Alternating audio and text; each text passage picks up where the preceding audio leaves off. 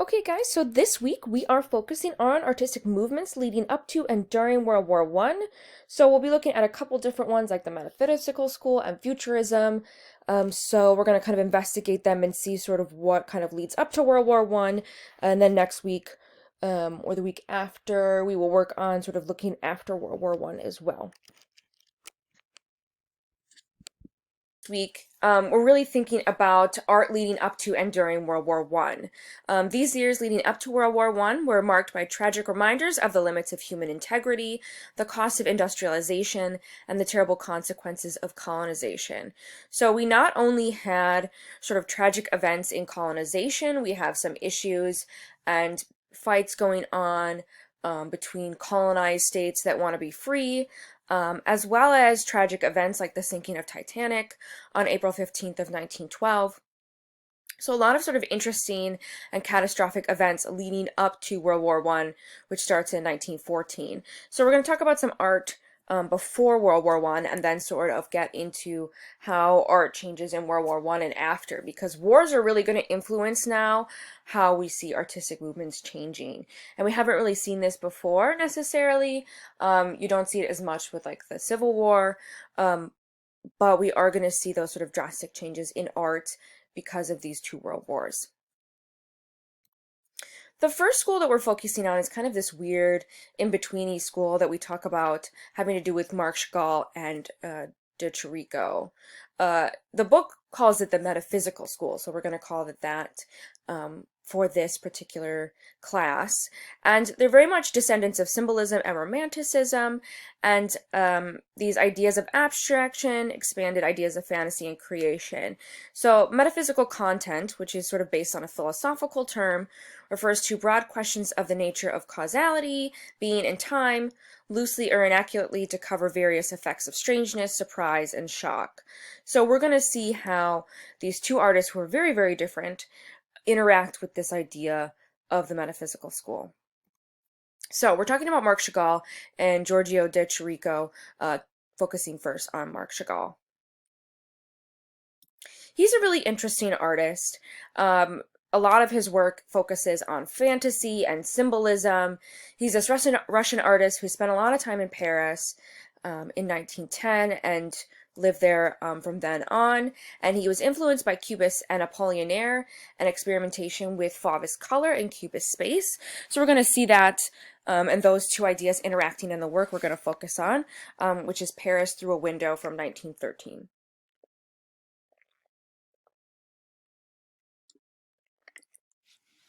He paints this really interesting work that is very sort of metaphoric and strange and fantasy-like, of sort of the real Paris, because we have the Eiffel Tower and some of the cityscape here, mixed with the poet's or Chagall's dreams, right? There we have a upside down train here. I think I have close up here. So we have an upside down train. We have this man parachuting. People are walking sideways. So this very sort of strange and interesting composition of a dreamlike state of Paris, talking about sort of fluidity and strangeness and trying to think about the world in this sort of different, comprehensive way. You have this two-headed Janus figure, which is the Roman god of doorways, in the lower right corner with two profiles contrasting light and dark or shadow, suggesting the double nature of a portrait, right? The two sides to someone or an individual. You also have this really weird headed cat, right? This domesticated, the book calls it a Cerberus, which is a mythical one-headed dog who guards the underworld, becomes a partition between the two realms. So the interior of this space versus the exterior, which is sort of cataclysmic-y weird. I don't know why I chose that word. But artists really at this time don't appreciate his work, but in the sort of surrealist movement, artists sort of start to engage with this idea and really think about how weird and strange and interesting his work is. Like even the window pane, right? That's in these multitude of colors and the way that the sky is depicted. He's really sort of engaging with like a dreamlike state to think about sort of the strangeness and weirdness of the world at this time. Something we don't get to talk about in this class, but I wanted to mention, is that Marc Chagall also painted stained glass windows, and he was really pretty well known for these works. They're pretty great and interesting if you want to go take a look at them, but he engaged in different materials, and his stained glass windows and other sort of window work that he did is really quite gorgeous. The next artist we're going to talk about is Giorgio de Chirico. His metaphysical school and his interpretation of this idea is a little bit different. In Italy, so he was spending time in Italy at this time, metaphysical painters retained the forms of the Renaissance reality, linear perspective, recognizable environments, and sculptural figures and objects, but used various juxtapositions to produce surprise and shock, and to create an atmosphere of strangeness, sometimes even fear and horror. So again, some links to romantic fantasy along with surrealism.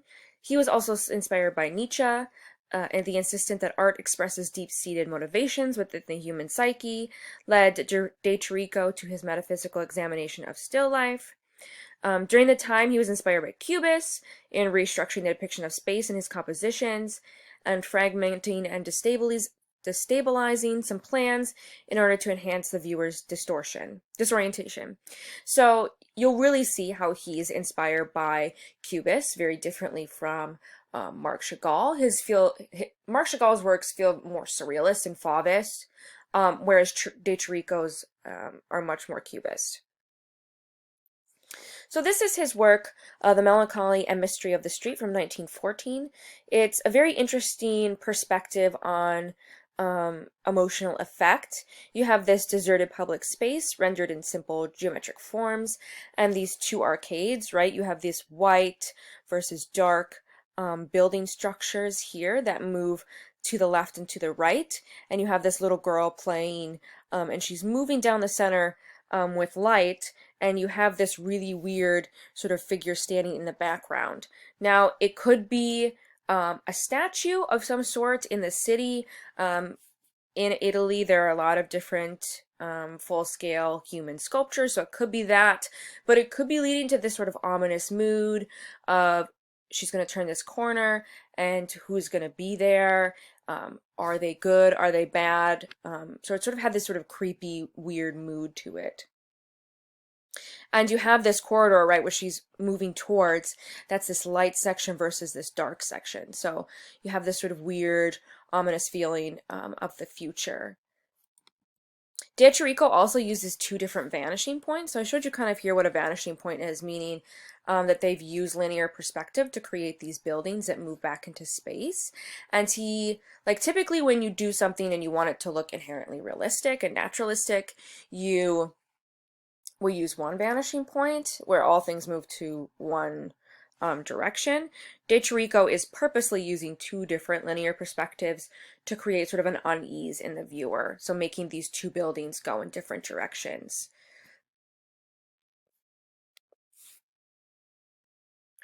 Another really important artistic movement of this time is Futurism. Like I said, in this class, there's a lot of different artistic movements that we move through. So this is another school, and all of them sort of connect, right? We keep thinking about how Fauvism and Expressionism connect with one another. So Futurism, I like the way that the book described it, which is running on shrapnel, which I thought was kind of funny. But Italian futurists really demonstrate Cubist goals for political reasons. A lot of their work is very Cubist and sort of use Cubist tenets to abstract works, so you'll see that shortly. There was some abstraction, but still following Cubist style at breaking down objects in reality. So not pure abstraction again, but using an object in real life and breaking it down into sort of Cubist sections. Futurist artists realized they could use Cubist style to express their love of machines, speed, and war, along with youth, industrial city, and working class. So they have this manifesto that's published, The Founding and Manifesto of Futurism, which really relies heavily on looking at machines and warfare and sort of thinking about the positivity of those objects instead of the negativity.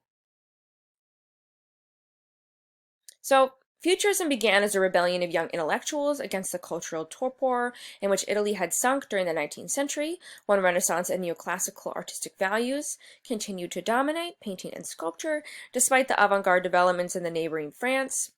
The Technical Manifesto of Futurist Painting declared that all subjects previously used must be swept aside in order to express our whirling life of steel, of pride, of fervor, and of speed.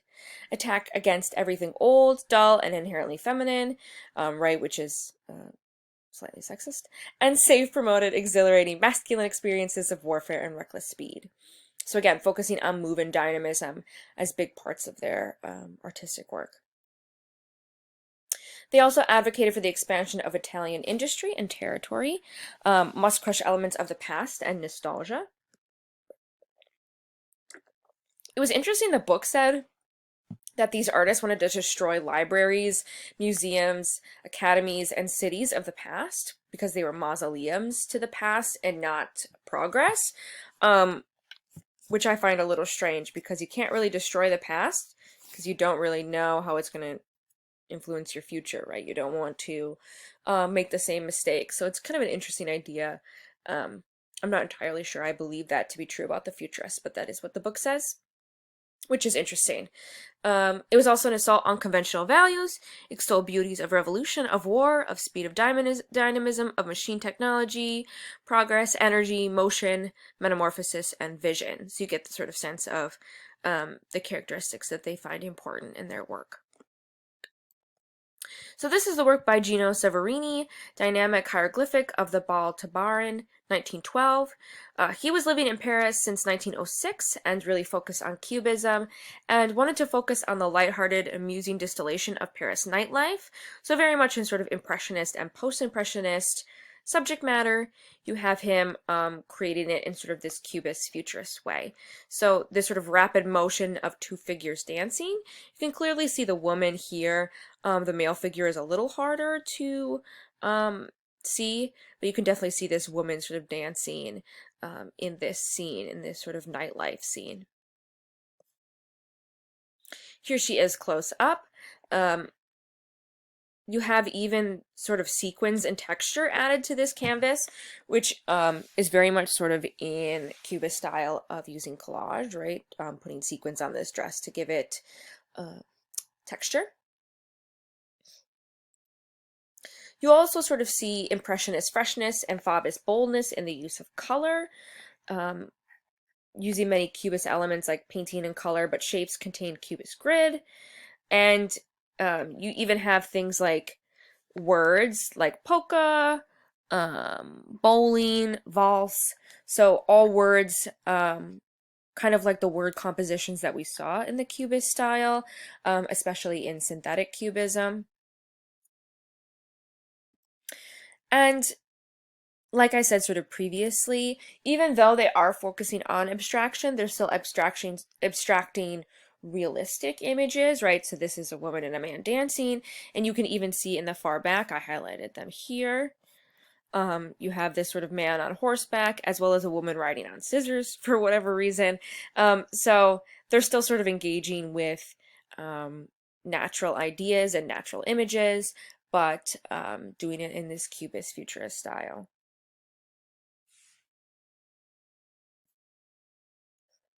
This is one of my favorite futurist works just because it's so fun and silly and cute. It's depicting a dachshund on a leash and the feet of a lady walking, both in rapid motion with blurring of parts. It was influenced by the artist's fascination with these studies of animals in motion, right? We saw this with Duchamp and his new Descending the Staircase, and we also saw it with a lot of photography, right? You want to see the motion of all the little parts together. And so, in Bala's work with this dynamism of a dog on a leash, you see all the steps of this little dog, right, as he tries to keep up with his owner and the movement of the leash back and forth, right? You can imagine this movement and this interest, and even though artists have said this is kind of a trivial subject with this kind of tiny little sausage dog, right? It's this interesting juxtaposition and idea of dynamism and motion. In sort of futurist style. So kind of fun and cute, right? Another work by futurist artists This one by Carlo Cara, Patriotic Celebration, Free Word painting from 1914, really is very cubist in a lot of ways, right? We have sort of this breakdown of form and also them using collage. Cara's very much involved in collaging words together. And this was sort of a propagandist collage. It employs reading colors, words, and letters, Italian flags, and other lines and symbols of extol the king and army of Italy, simulate noises and sirens of the mob. So it's sort of trying a composition of how Italy looks today, how they're dealing with society, sort of the breakdown in rebellions, and this is in 1914, so this is leading up right into World War I. So it's sort of this sort of spiral out, right? You see the sort of the center and you have these lines that kind of move out of the figure.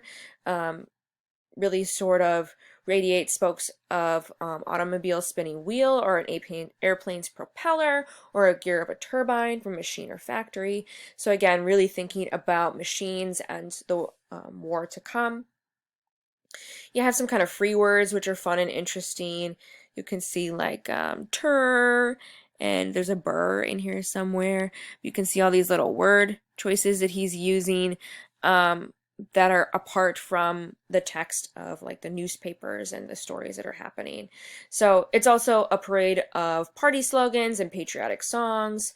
And so really sort of playing with this idea and collage and cubist forms.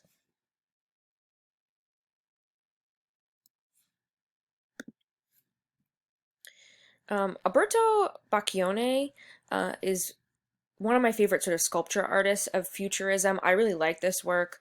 There's an example of it, I believe at the Art Institute of Chicago, and so I think his work is really interesting. And he did this one, which is the unique forms of continuity in space, and in sort of the technical manifesto of futurist sculpture, you are trying to sort of capture movement in a sculpture. So if you think back to like Brancusi in his attempt to sort of capture a bird in space, it's very much sort of like that idea. And here you have sort of the power of the modern world is emphasized in the sculpture's dynamism and energy. It kind of looks like a human figure in motion, right? They're moving forward, and you have the distortion of the figure through the movement of speed and wind. And so he's really sort of thinking about what a figure would look at high speeds and movement, and doing it in sort of this cubist way, right? Because it kind of breaks down the forms in different ways, not necessarily inherently naturalistic in the way that like this form moves off the body, but it really makes you feel like this figure is in motion and moving forward very quickly. Here's a version in plaster as well. It's also on the Italian issue 20-cent euro coin. So a very famous work for the Italians. We also had Bacchione being in the book for The City Rises from 1910.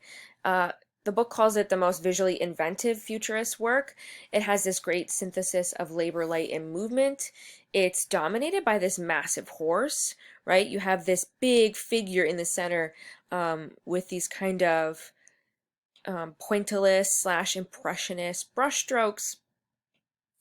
You have this horse before which human figures fall, like nine pins. It constitutes one of the futurist's first major statements, a visual essay of the qualities of violence, action, speed, and the disintegration of solid objects by light, and their reintegration into the totality of the picture by that very same light. You have these figures who are being pulled over, trying to either capture this horse or trying to make it behave, and the horse becomes a sort of symbol for society or sort of movement forwards, while these figures sort of try to stop it. And you can see in the background other horses and other figures, right? It's very chaotic, along with sort of the building of cities in the background as well. So a very dynamic image, really thinking about urban development and movement and futurism. This is a sketch as well for that work, which is very interesting as well. Very different sort of color scheme, not as sort of inherently beautiful as the final work. Russian suprematism is a really interesting artistic movement, and really sort of one of the big formulators of abstraction with Kazimir Malevich and his black square. He really took Cubism to its most radical conclusion. He combined Cubism and Futurism and came to sort of an abstraction conclusion. This name, Russian Suprematism, comes from Malevich's belief that suprematist art would be superior to all the art of the past, and it would lead to the supremacy of pure feeling or perception in the pictorial arts. So it would liberate the essential beauty of all great art. It brought art to its barest essentials and the delicate links between words and signs and objects they denote. So some quotes here from Malevich and other suprematists. Under suprematism, I understand the primacy of pure feeling in creative art. To suprematists, the visual phenomenon of the objective world are in themselves meaningless. The significant thing is feeling, as such, quite apart from the environment which is called forth. He said in 1913, in my desperate attempt to free art from the burden of the object, I took refuge in the square form and exhibited a picture which constituted of nothing more than a black square on a white field. So we're only going to talk about Malevich for this artistic movement, but they used simple motifs and focus on flat surface of canvas and motifs like squares, circles, and cross. They emphasize surface texture of the paint on canvas being another essential quality of the medium of painting, use monochrome and singular colors, and austere and serious while also being slightly absurd.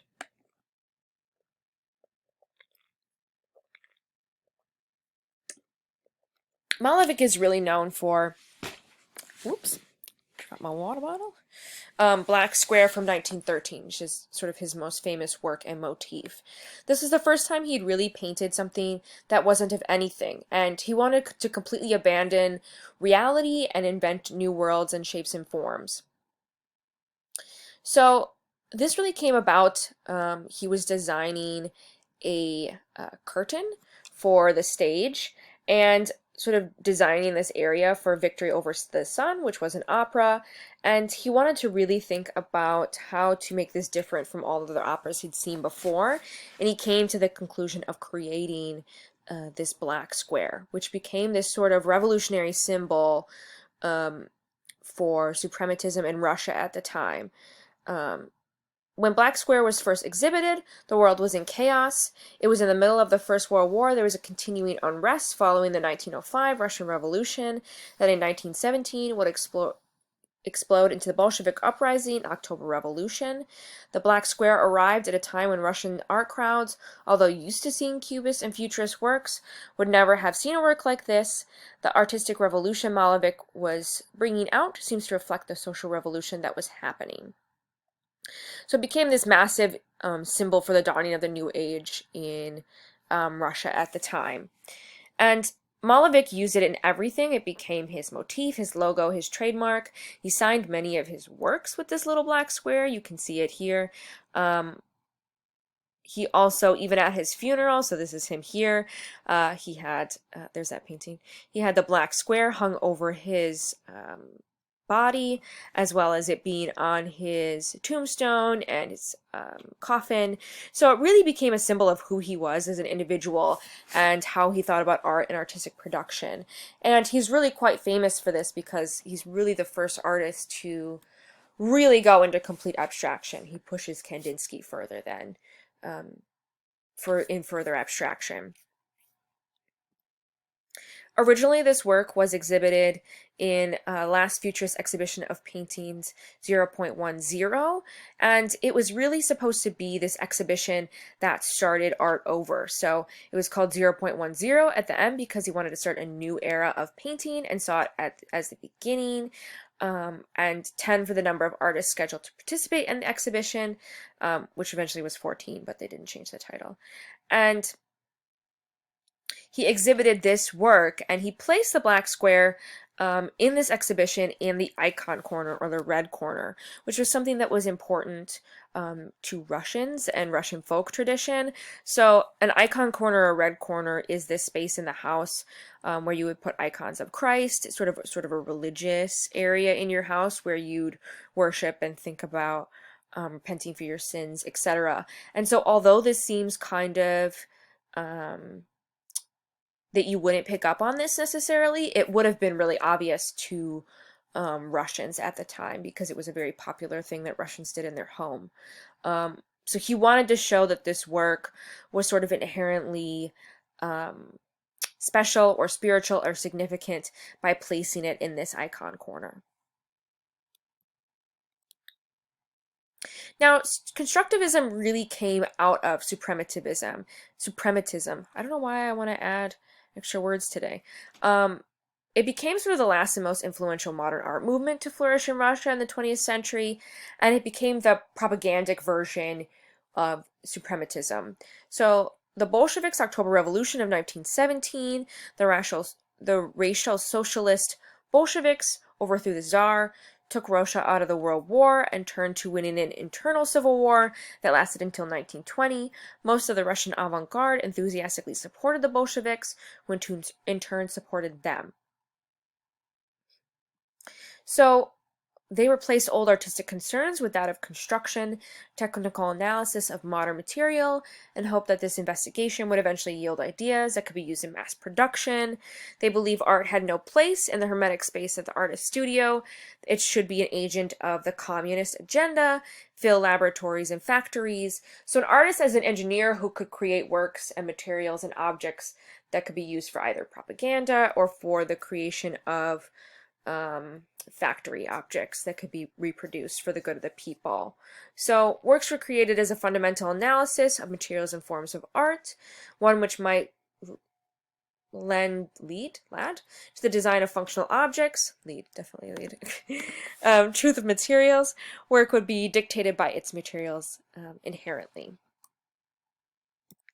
So we had Vladimir Tatlin being one of the artists of Constructivism. This is Corner Counter release of 1915. And, you know, Tatlin was very inspired by sculptures that Picasso was making and also Braque. And so it has a very sort of similar cubist feel, but he was making non-representational relief sculptures, construction of metal, glass, plaster, asphalt, wire, and wood. He called them counter-reliefs based on the conviction that each material generates its own repertory of forms and colors. And again, here you have Tatlin suspending these objects across that icon space in a Russian home. So again, replacing the Russian religious icon with a sculpture based in Constructivism. So counter-reliefs were intended to replace the old symbol of Russian faith with one dedicated to respect for modern and industrial materials. Here's another image of that as well.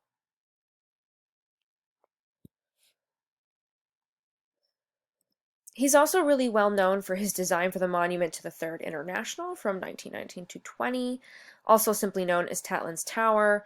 And it was never fully realized. This was a building he inherently wanted to build as a fully functional conference space and propaganda center for the Communist Third International. It was going to stand 13 feet tall, be taller than the Eiffel Tower, have 3 glass units, a cube, cylinder, cone, which would have different spaces for meetings, and these spaces would rotate once per year and month and day, respectively, depending on the part of the building.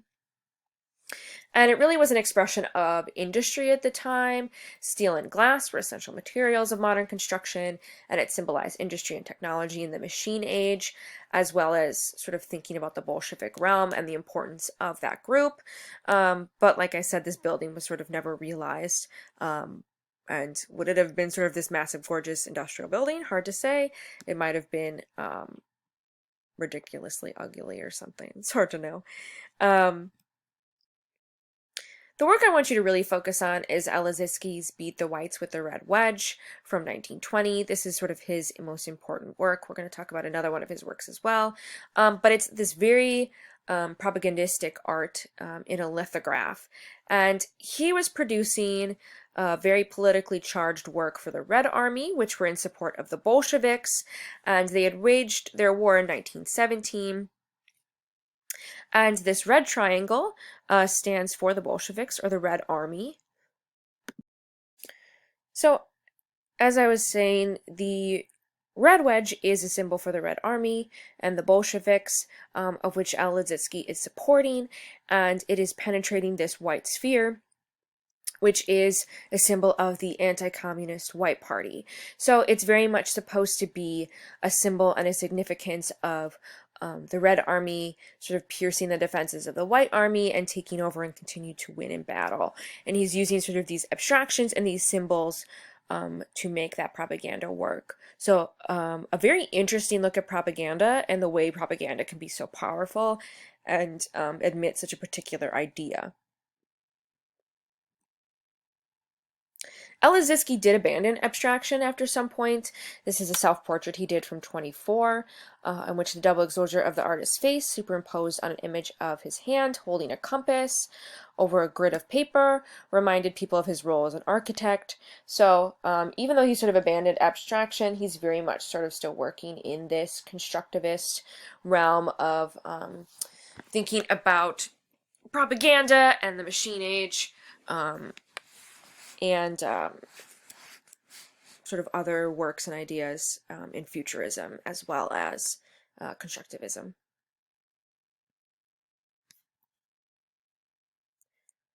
Alexander Rodchenko is another interesting artist.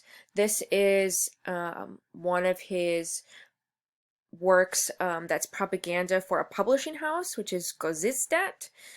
He's not following sort of self-expression, but about bringing art to the masses. So he's doing this advertisement for this publishing house, but it's very much still in this realm of using abstraction, using Russian colors of the red and the black, these sort of powerful images. And he really advocated bringing constructivist work into art of everyday life, so also called productivist, and focusing on graphic design to produce propaganda, posters, and advertisement. So this is a work called Books, Please, in all branches of knowledge. So encouraging people to read and go out there and buy books, obviously, from this publishing house. It's really interesting because this work was reused by Beyonce. David Redon remixes sort of this vintage advertisement with pop icons. So here we have Beyonce and her musical work mixed with the ideas of Rodchenko. This last artist, Vera Fedorovna Stepanova, I feel like my Russian is terrible, my Russian pronunciation. She was the wife of Rodchenko, and she designed sportswear in 1923, so this is the design here on the left. She gave up painting to create production art. Again, we talked about how suprematists and constructivists are trying, well, mostly just constructivists, are trying to work towards art and objects that they could reproduce for everyday life. So here she has functional materials manufactured with an eco-partnership with artists and industrial worker to aid in the creation of a new society, art in life. She created these striking fabrics and repetitive geometric patterns suitable for industrial printing methods and sort of the comfort and ease for the new worker, right? It was supposed to be clothing for the new working class to sort of wear. They kind of feel like uniforms, but I think she's trying to kind of engage with again, these red and black and white colors and rethinking sort of fashion and design. They were received very well by the art community and not received well at all by the Russian people and workers, because they definitely did not want to be wearing these weird little Russian uniforms. We're going to take a glance into photography really quick because we have some really famous American photographers at this time, and we sort of talked about photography at kind of the beginning of the semester, and we've kind of touched on it briefly, so I want to bring it in sporadically. So we're going to talk about some photography. Alfred Stieglitz is a famous photographer. He photographed New York City, and we have the invention of the handheld camera in 1888, and it helps with production of movement, and Stieglitz really wanted to produce images of New York and the bustling movement of New York. Photography was naturally suited to representing the fast-paced cacophony that increasingly defined modern life, and attempting to cloak the medium's natural strengths by heavily manipulating the final print fell out of favor. So here we have artists not necessarily going back to using color or manipulation or collaging, but instead just trying to reproduce images of the city. And here's that original Kodak camera, and so Stieglitz, I don't know why I want to say his name weird, Stieglitz was able to photograph images of New York City. So you can see something like this very traditional images of New York and these old school houses and the building of this brand new modern object in the back. Modern building, that is. Stieglitz is mostly famous for taking photographs of his wife. Several hundred, in fact. He was married to the famous artist Georgia O'Keeffe. We will get to her work shortly, but not today. And he photographed an intense amount of photographs of her. Both of them were interested in sexuality and Freud, and he really used all these different types of images and ideas to reproduce these sort of gorgeous images of her. So some of them are inherently very sexual, while others are not. And so he was trying to kind of depict different sides of her as an individual. So he produced these really gorgeous photographs of his wife, Georgia O'Keeffe.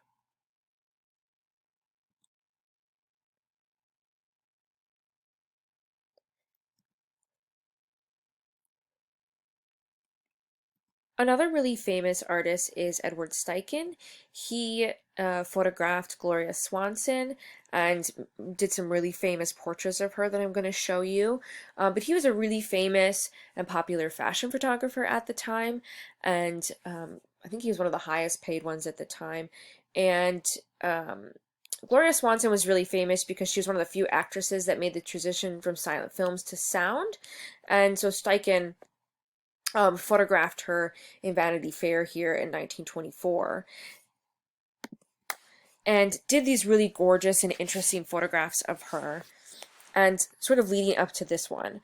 A lot of people haven't seen this before, but if you sort of look at magazines and fashion magazines, this photograph is reproduced all the time. It is a very famous fashion photograph, and it was this very sort of famous moment between Edward Steichen and Gloria Swanson.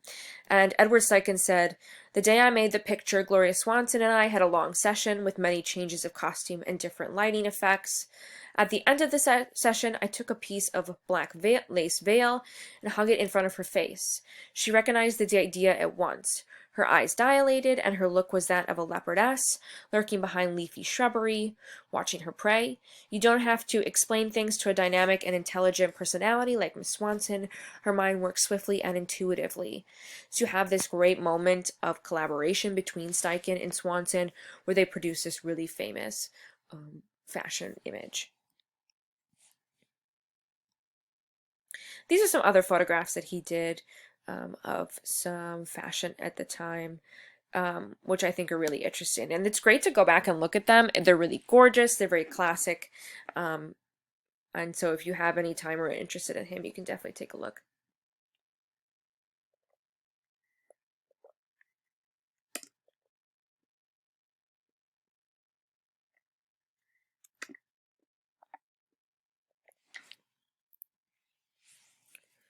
This is another famous actress as well. Hope you know Vivien Leigh from Gone with the Wind. If you haven't watched Gone with the Wind, you are missing out.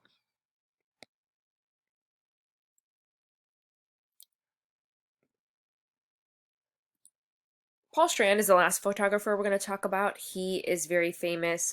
He worked with Stieglitz and Steichen and helped develop sort of his photography into art. And in 1915, his mentor, Stieglitz, right, the husband of Georgia O'Keeffe, criticized sort of the graphic softness of Strand's photographs. And over the next 2 years, he dramatically changed his technique and made these extraordinary photographs of movement in city, abstraction, and street portraits. So he went into New York and sort of photographing people and really thinking about the image of New York at the time. So this is a really historically significant image. It's a clear sort of departure from the softness of his work. He photographs this sort of straight record of a street scene showing walking pedestrians as the sun elongates their shadows. It is sort of this dark and sad representation of life. Maybe you feel this way right now because of the coronavirus, but people not interacting with one another, the sort of coldness of movement and the elongation of their shadows feels very sort of creepy and ominous, like De Chirico's work, right?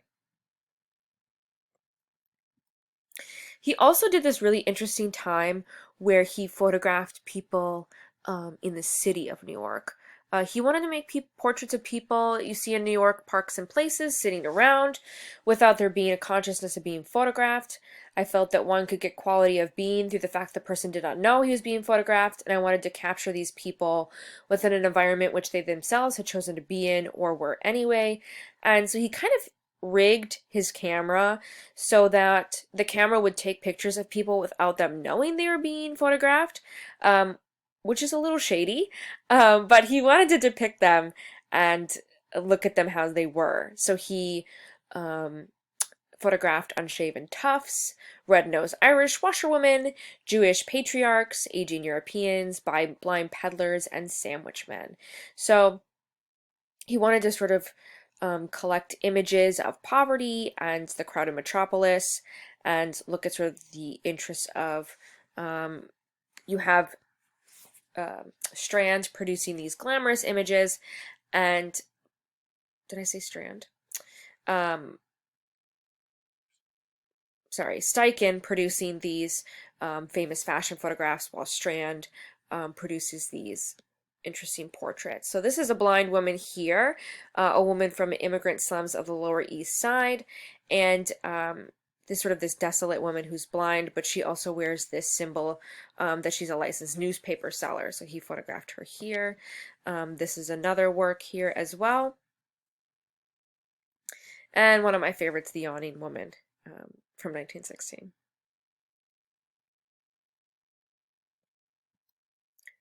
Moving into chapter 10, we are really seeing art change with World War I. And we're moving out of, you can kind of see the change when you think about, we talked about Expressionism and Faubism and Cubism, and art is starting to get kind of dark, embracing the gritty side of reality, critiquing the world, thinking about machines and dynamism and propaganda, and you really saw machines and industrialization at their peak. You had artillery tanks and airplanes and poisonous gas. And what we saw was, because of this improvement in technology, that people were really getting injured severely, and it prolonged battles and victories and killed many people. So we had profound psychological injuries, leading to a new understanding of the emotional consequences of war and sort of how we're dealing with people who get PTSD. And you have artists dying. You have Bacchione, who made that futurist sculpture, and Franz Marc, who was an expressionist, dying in World War I. And all of these sort of intense atrocities occurring because of the machine age. It's not something that people thought was going to happen or knew was going to happen, but it was an effect of industrialization and modernization. We also saw many soldiers returning home with awful injuries and stories. Plastic surgery really emerged as a medical specialty in consequence of the disfiguring wounds caused by fragmentation grenades or landmines. If you're interested, you can definitely look up some of these images. I didn't really want to reproduce them because they're quite graphic, but you get the sense of how much people are being injured, what kind of awful sort of plastic surgery and mutilation that individuals experience. So you can go and take a look at that if you are interested. But what we're going to see is art is really going to change. Not a single event influenced the development of modern art as profoundly as World War I. We had artists feeling such an intense desire to really interpret the world as they saw it during this time, this sort of tragic time for everyone. And so we really see that with the start of Dada, which is the first artistic movement to move against war and World War I. Dada is one of those movements that people really see as kind of the beginning of conceptual art. It's this sort of direct antecedent to conceptual art. And it was this first artistic movement to move against the war, like I said. The goal of modern art was questioning and overthrowing the traditions of art. The Dadaists went further and questioned art itself. It included performance art, poetry, photography, sculpture, painting, and collage. Like I said, it was a direct antecedent to the conceptual art movement, meaning it was an ancestor or helped start the conceptual art movement later on. It was not crafting aesthetically pleasing objects, but making works that often upended bourgeoisie sensibilities, and that generated difficult questions about society, the role of the artist, and purpose of art. Even sort of thinking about Dada, you have Dada artists producing art and art objects, and that inherently eventually become art objects. And so Dada in itself is kind of anti-Dada. So that's a little complicated, but it dissipated eventually with the establishment of Surrealism. Marcel Duchamp is really one of the most famous Dada artists. And inherently, a lot of people talk about him as sort of the creator of Dada and one of the most influential artists of the Dada movement, and celebrated some different ways of rethinking art and artistic production. So, like we said previously, we have talked about Marcel Duchamp, right? He creates Nude Descending in a Staircase in the Cubist movement, and he becomes this really famous artist during the Dada artistic movement. Marcel Duchamp is an interesting character. He kind of played with gender in his own way. He had an alter ego of Rose Salave, and he was photographed by Man Ray, who was a famous photographer at the time. And it came out of a phrase, Eros, c'est la vie, which is sex, that's life, which is where he got his name. And he was teasing ideas about identity and self-representation and self-portraits of himself. So no, this is sort of a background set of information about him and his artistic production, but we're not going to talk about it extensively in this class. His really most famous work is Fountain of 1917. This is a work that is considered a, whoops, I'm going the wrong way, a ready-made, which is an everyday object that could be bought and presented as art with little manipulation by the artist. So at the beginning of the Dada movement, he really thought about this idea of a ready-made, which is just taking an object, any object, and making it art just because he says it's art, right? So he signed R. Mutt from 1917 as a pen name. R. Mutt was supposed to be a reference to the company Mott Works, in which he purchased the urinal, and then he sort of turned it on his side and declared it a piece of art. So it doesn't exist anymore. It was thrown away eventually. So the only image we have of this work is by Alfred Stieglitz. So the man, Georgia O'Keeffe's husband, again, photographed this work, and it was eventually thrown away and then reproduced a number of times by Duchamp later on. In The Blind Man, this was a little news article piece that was talked about in the book that I liked. They say artists paying $6 may exhibit. Mr. Richard Mutt sent in a fountain. Without discussion, this article disappeared and was never exhibited.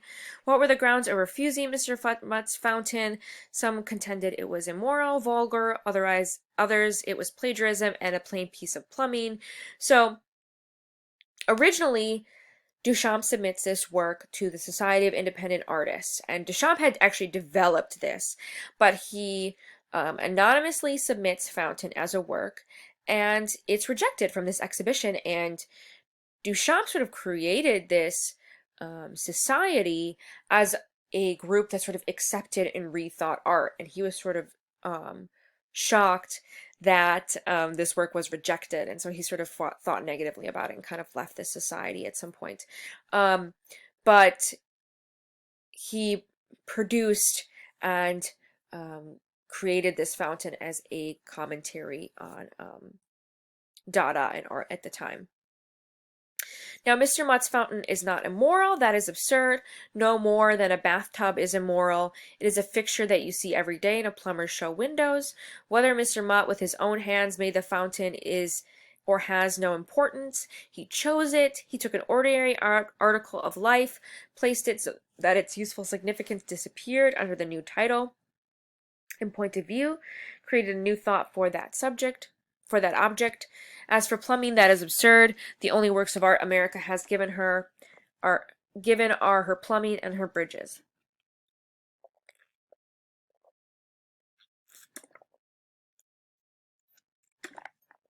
Here's a replica that Marcel Duchamp made. He made quite a few replicas of his work because inherently he thought a ready-made could be reproduced and rethought over time, so it didn't take away from the work itself.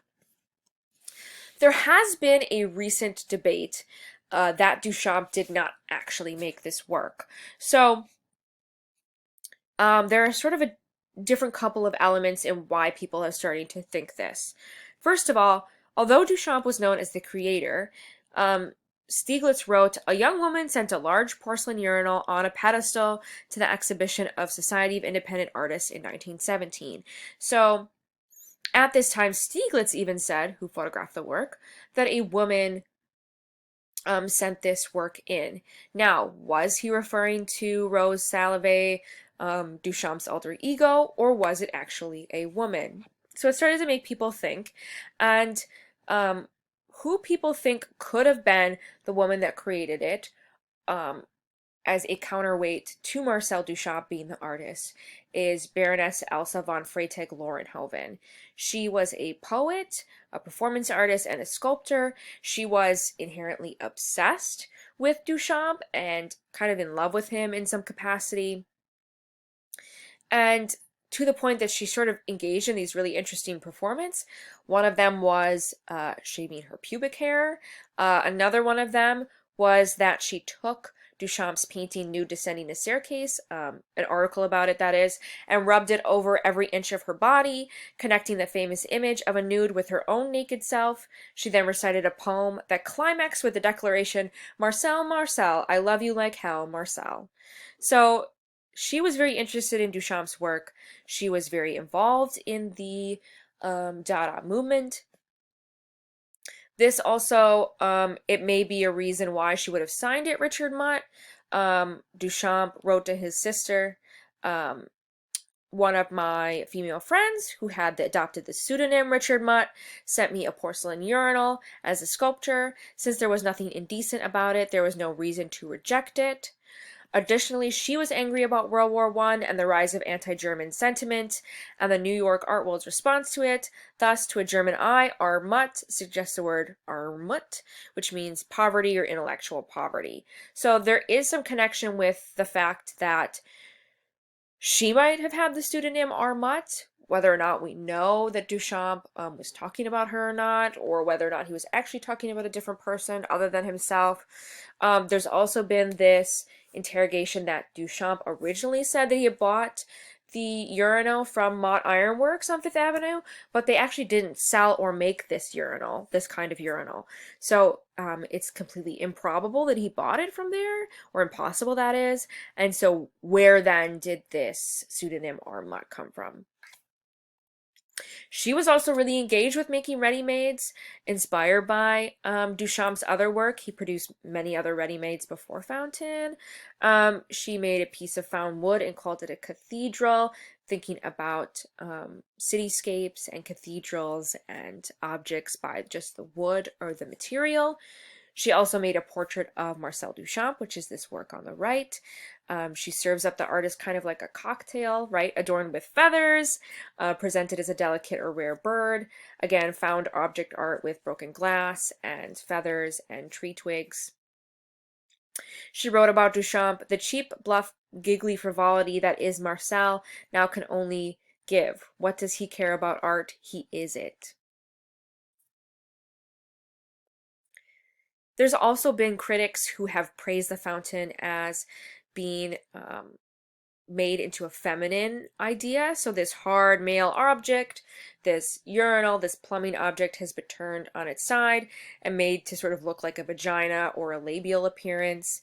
Would that have been more in line with a female artist? She also, ironically enough, painted this work. This is forgotten like the parapluie Am I by You, Faithless Bernice. In 23 and 24, Baroness Elsa felt abandoned by her friends and colleagues. She painted a mournful picture. This one here. The picture included a leg and a foot of someone walking out of the frame, representing all the people who had walked out on her life. It also depicts the urinal overflowing and spoiling the books on the floor, which had Duchamp's pipe balanced on the lip. The urinal is usually interpreted as a simple reference to Duchamp, but if the fountain was Elsa's work, then his pipe resting on a lip becomes more meaningful. The image becomes emblematic of their spoiled relationship. So maybe inherently, Elsa von Freytag-Lorenhoven was trying to comment on the fact that this work was hers and that she felt taken advantage of by Duchamp. Maybe he stole her work. Maybe she said something about making it and then he made it. We don't know. We might never know if we don't get more pieces of evidence, but that's sort of how the argument stands at this point. Duchamp, of course, made other works that are not considered to be made by someone else at this point and haven't sort of come under scrutiny. This is one of his famous ones and one of the ones that makes me laugh every time, which is that Duchamp bought a postcard reproduction of Leonardo's Mona Lisa. He drew a mustache and a beard on her face and signed it, calling it a assistant ready-made. And he also wrote LHOOQ, which when the letters are pronounced in French makes a particular sound that translates into she has a hot ass or arse. So he's producing this image and sort of commenting on the hypocrisy of civilization at this time and World War One, by making this kind of silly image, right? That like sort of any kid would do, right? When you sort of draw a mustache on someone, kind of comedically. Man Ray, the photographer, as we talked about before, also made ready-mades. This is his, in which he took a iron and put brass tacks on it. So he makes this sort of subversive act of presenting a modified household object as a work of art. This flat iron, right, is kind of intended to smooth wrinkles out of fabric, but it's rendered useless by putting these tacks in it, right? It becomes this sort of subversive attack on social expectations and new sort of violent possibilities. Hugo Ball is also really famous for his Dada work. He did a lot of performances as part of the Dada movement. He opened Cabaret Voltaire in Zurich with his friend Emily Hennings, and their cabaret was inspired by bohemian artist cafes they had known and sort of those disgusted with contemporary culture. At this cabaret, he recited the sound poem Carouane, and here he is photographed on the right at Cabaret Voltaire performing that work. This Carouane is a sound poem, and he, in performing it, so first of all, this is the poem on the left, he performed it with his legs and body encased in blue cardboard tubes, head surmounted by white and blue witch doctor hat, shoulders covered with huge gold-painted cardboard collar, and this poem became kind of this retreat into sounds alone, and thus sort of renounced language, and the idea of journalism. And so they just kind of made these sound poems, which were kind of sort of be silly and amusing and kind of bring back like nostalgia in children. And so they would sort of just pick random words and sounds and ideas from a dictionary.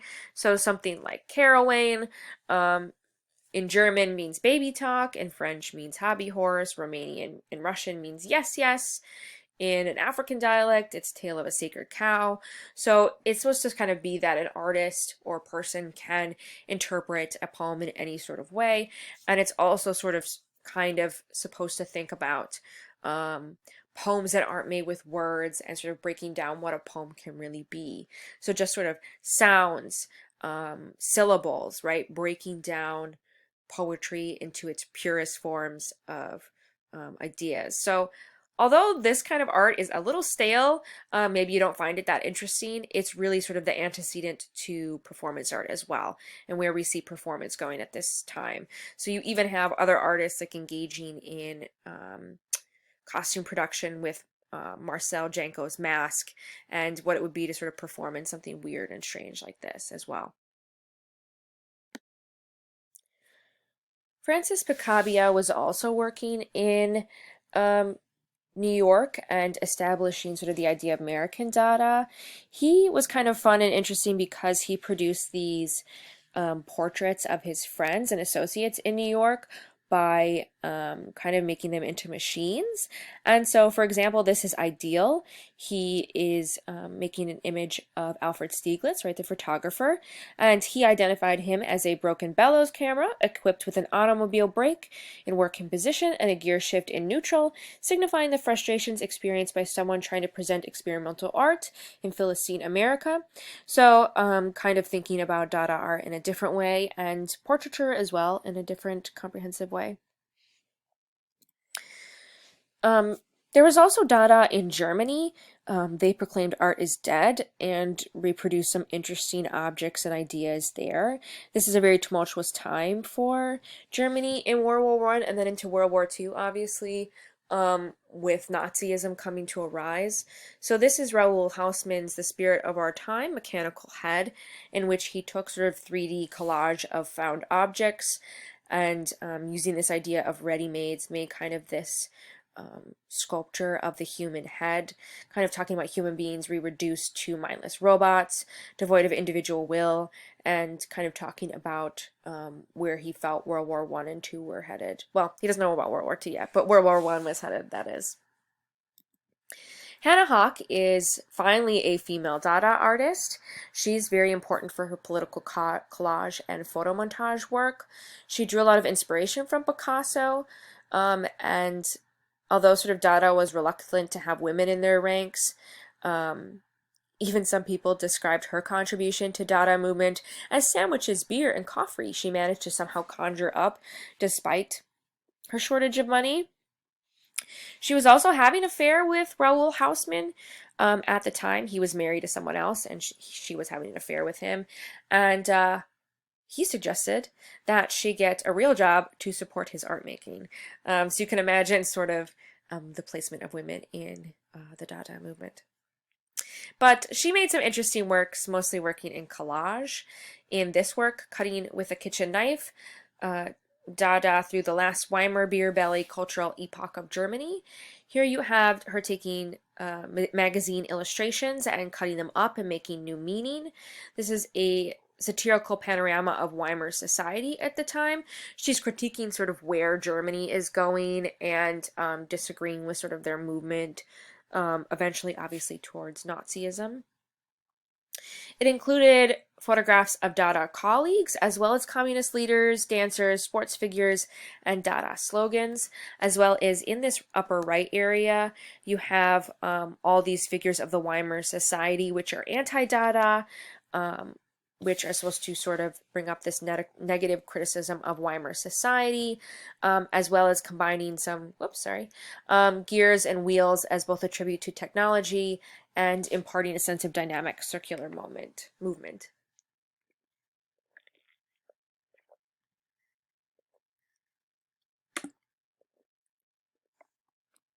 This is also another famous work by her, Dada Dance, where she again used photomontage and collage. She was ridiculing changing fashions of beauty that women, regardless of their natural appearance, must observe. Right, you have this kind of odd figure wearing high heel shoes. She's high fashion, and she's in this kind of ridiculously elegant pose. And on the left, you have an African head, which is small and looks down on her with a pained expression. Again, at this time, we're still kind of in primitivism. You have African art representing what was natural, so Hawk meant to contrast natural elegance with its foolish, overly cultivated counterpart. And so she sort of expressed and thought about that here. And the text reads, "The excessive howl falls into the coffers of Pastor Clat for innocent children of criminals." Sort of some silliness and play on this continued idea of Dada. I also want to take a glance at wartime imagery that the book brings up that's sort of kind of important to how we view politics and sort of the trauma that's going on at this time. So here's, George Gross's Fit for Active Service, The Faith Healers. This is sort of a political or social satire, kind of in the sense of macabre, and Gross's detestation of the bureaucracy of fat, complacent doctor pronouncing okay of a desiccated cadaver. So here you have them trying to pick people who could go to war, and you have kind of the burning of the buildings in the background, and this doctor declaring literally a corpse of a person ready to go to war and fight for the Prussians. You have another image of that here with Republican automatons. You have kind of aligning with Metaphysical School of de Chirico. You have these empty-headed, blank-faced, mutilated automatons who parade loyally through the streets of a mechanistic metropolis on their way to vote as they're told. These people who, he's kind of saying that society has become robots. They're kind of willing to listen to whoever about how they should be voting and participating politically. He is an artist who is very against Nazism, and he moves to America to produce new works of art during World War II. Otto Dix is another famous artist. I really like this work because it gives you a sense of that plastic surgery and some of those ideas I was talking about before. This is the Scat Players, card-playing war invalids from 1920. You have this anti-militaristic image. His wartime paintings, gruesome descriptions of unaccountable horrors, are rooted in the expressive realism of German late medieval and Renaissance art. You have this unblinking honesty and war injuries that have left people as amputees, forced to hold their cards between their toes or with their mangled hands. Faces, too, have been damaged, along with ears, eyes, and skulls, leaving the men to cope with poorly fitting facial and scalp prosthetics. It became sort of this fantastically retching image, and he's using color to sort of bring you in and then to sort of realize the horror of this image. So you can see all of these here, this prosthetic leg, this guy holding cards with his foot. You can see all these different prosthetics on these different figures.